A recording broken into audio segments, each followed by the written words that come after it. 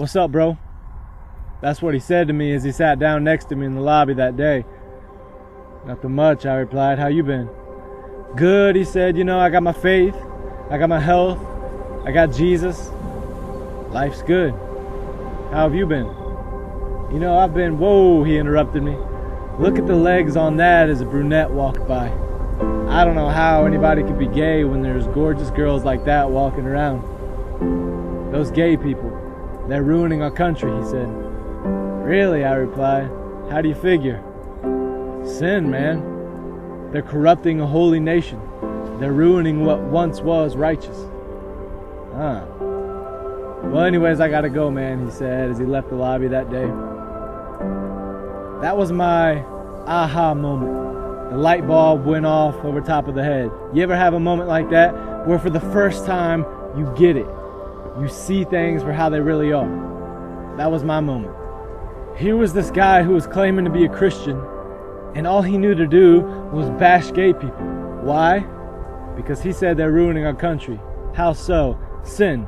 He doesn't like gay people because of sin. How are they ruining our country? They've let sin enter our country. So it wasn't the greedy, self-serving politicians who have bankrupted our country. No, it wasn't the lack of love. No, that wasn't it either. It wasn't Christians who said one thing and then lived another thing. It wasn't that. It wasn't foreign wars. It wasn't terrorism. It wasn't poverty. It was none of those things. In his eyes, what was ruining this country is gay people. You see, he grew up hearing that from his mom and dad. So all he knew was to regurgitate what he'd always been told. Where did he find his definition of sin? In the Bible. But apparently he never took the time to open up that Bible and read it.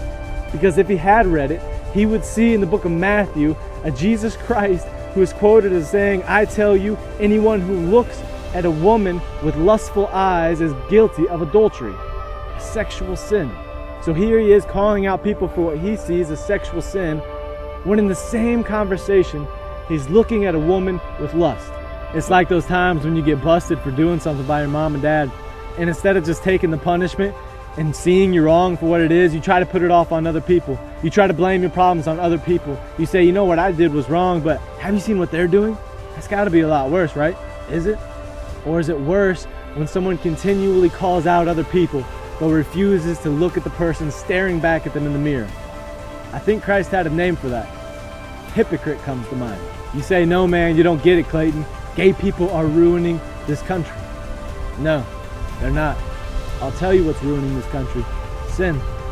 And where can you find a bunch of sinners? Church, restaurants, gyms, schools. Because we're all just messed up people. So instead of spending all your time pointing out other people and saying what they're doing is wrong, why not take a second to look in the mirror? Because I doubt you'll enjoy what stares back at you. You see, God said he will judge each of us. He never said he needed your help doing it. Stop finding things to stand against and start finding something to stand for. Stop attacking other people and start addressing the issues in your own life. You see, Jesus Christ came to die for sinners, not the self-righteous, not the religious, not those who thought they had it all figured out.